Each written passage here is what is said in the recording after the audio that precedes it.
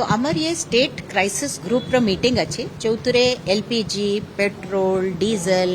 अन्य अन्य कमोडिटी सबुरे कौन यूरिया कौन असुविधा होउछि because of West Asia crisis आमे सेटा रिव्यू करू और ता ऊपर एक्शन नौ आमे आमको जहाँ भी आज जो पोजीशन से माने दिखाई चंती जो आमर ऑयल मार्केटिंग कंपनीज से अनुसार वर्तमान शॉर्टेज नहीं पेट्रोल र नहीं डीजल र नहीं एलपीजी र भी नहीं आउ से सो मु आपण मानक जरिया रे सबु लोकं को एटा कहबा को चाहे जे अननेसेसरीली भीड़ करबा नहीं अननेसेसरीली होर्डिंग करबा नहीं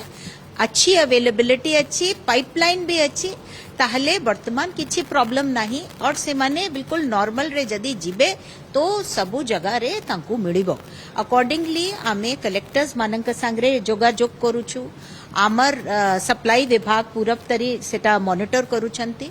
आमे ऑयल मार्केटिंग कंपनीज मानंकु कहिछु जे आपण माने पूरा मॉनिटरिंग करंतु को जगह रे एंड कलेक्टर माने आपण माने तो देखुछंती सबु जगह रे रेड्स करूछंती चेकिंग करूछंती के यथा संभव को जगह रे भी जदी भूल भटकारे होउछि ताले से माने तांको धरुछंती एंड आमे ये कहबा को चाहूछु जे